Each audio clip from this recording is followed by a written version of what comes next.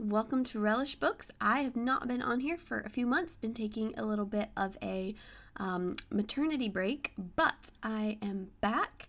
I'm going to try to be putting out videos regularly again if possible. We'll see how that goes. But today I am talking about The Lost World by Arthur Conan Doyle. Not a book that I knew about. Obviously, he's most well known for Sherlock Holmes, and The White Company is also pretty well known. I didn't remember hearing about this book, but I was searching on Hoopla, which is like a library app for audiobooks, because that's kind of the phase that I'm in right now. And I just came across this, and I was like, Arthur Conan Doyle, I will give that a try.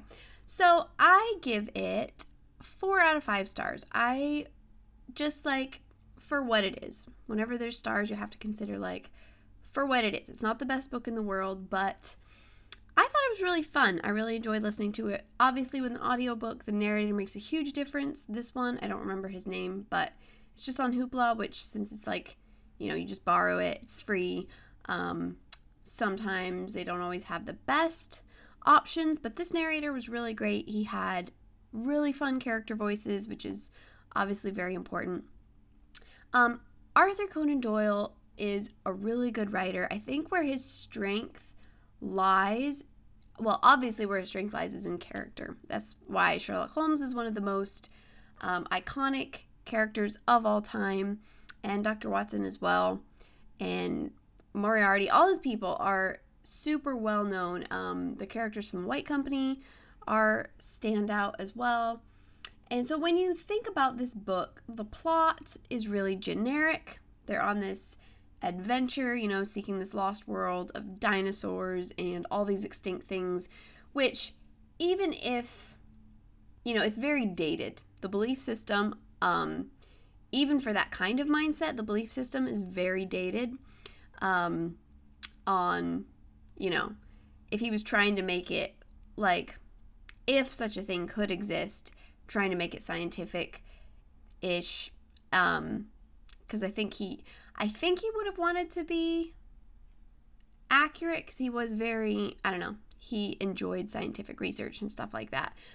But reading it feels very ridiculous. The whole lost world with the dinosaurs and the different species and subspecies of humans and all the different life forms that are kind of just taken from all these supposed different time periods and thrown together. It feels very goofy as far as that goes.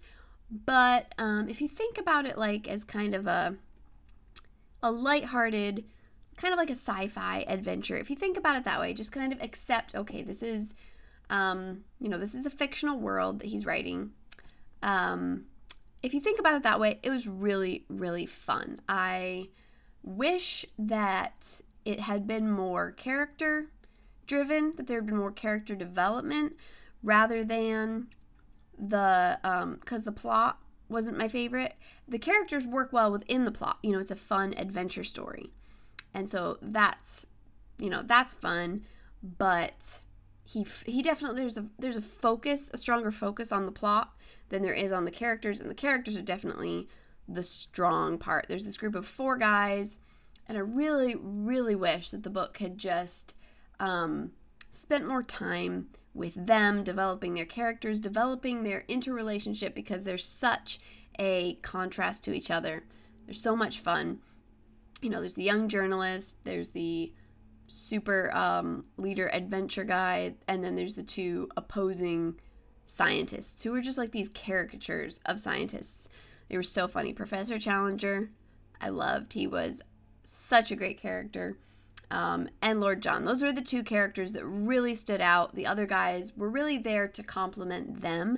I felt like didn't love that it was narrated for a couple of reasons, because narrated in the first person from the journalist of the party, and that didn't work the best for me. I feel like first person, especially in letter form, which this was, the epistolatory style, did not feel like that was the best for this book. I think it would have been stronger if it had not been written like that, or at least not written in letter form. Even if it was still in first person, like if he was telling the story later, because he's supposed to be recording it, and you're kind of following the letters sort of as he's writing them.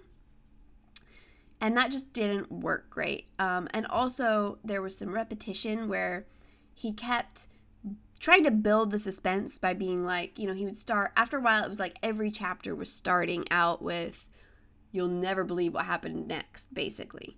He'd be like, if I had known the events that were to come, I would have been so shocked. All these types of things to try to build up the suspense.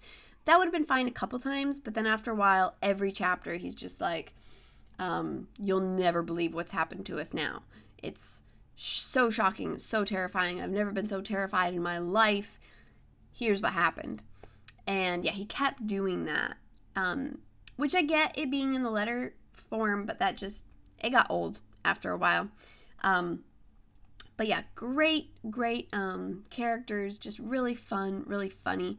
Challenger was fantastic. Especially early on, he's hilarious. Conan Doyle's genius is for character, and I wish he had really embraced that more in all of his work, especially in this work. And that's probably why it's not very well known. Again, the plot is just blah, but the characters are really fun, and I wish if he had developed them more, if it had been a longer book with more focus on the characters, I think it would be a lot better known, probably more of a classic. Couple other things. This book, I feel like I should mention this. If this was a more well-known book, if it was a bigger classic, it would probably be one of those books that would be edited nowadays. Certain words changed, certain passages cut out probably. There are things that would not aged well, that would be very politically incorrect and offensive in some ways. My personal belief on that, I think books should be left the way that they were written. We read stuff, no matter what author's writing at any time period, their bias is going to come through. We read stuff every day that we disagree with. So why are there these certain areas of things that are wrong, that aren't correct, that have to be removed? If that's the way that people thought back then, and that's the way that if that's the way that their minds worked, if that's the way that their thought processes were at, I think it's important that we realize that, and when we read, we just understand that that's where people were at that time, in their thinking. So yeah, I firmly, passionately believe books should not be changed from what they originally were. If we don't have to like it. It might be wrong, but again, we read stuff that we disagree with, that we think is wrong all the time. Just because we don't like it doesn't mean it changes how they felt and how they thought back then. By editing this stuff out of books doesn't make it not happen. So I think it's important that we leave those things in there, and if we don't like it, we can have a conversation about why we don't like it. We can process it in our minds and be like, oh, I don't like that, if we want. But if that's what the author wrote, they should leave it as the author wrote it. But yeah, all that to say, there are some kind of uncomfortable things, especially with, just the different peoples that they deal with, the way that they treat them, the way that they clearly feel like their race in their minds are superior to others, which gets complicated when it's a book where they do literally find subspecies of humans.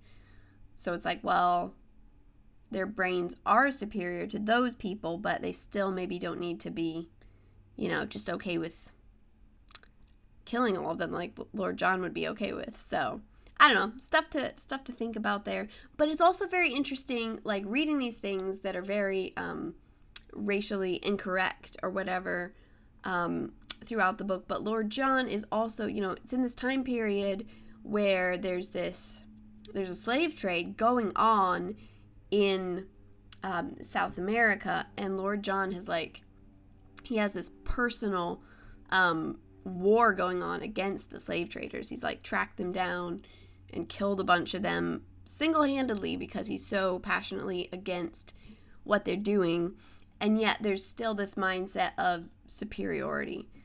So I think it's very interesting to read about that kind of stuff, to think about it. But yeah, that is kind of shocking. It is kind of shocking to a modern reader, some of the stuff that's in there. But yeah, overall, a very fun adventure story. Not anything magnificent, not anything on the level of his other work, but worth the read. I really enjoyed it. I really enjoyed listening to it. Again, the narrator was great. So, yeah, those are my thoughts on The Lost World by Arthur Conan Doyle. Let me know if you've read it, if you like it, and I will see you next time. Bye.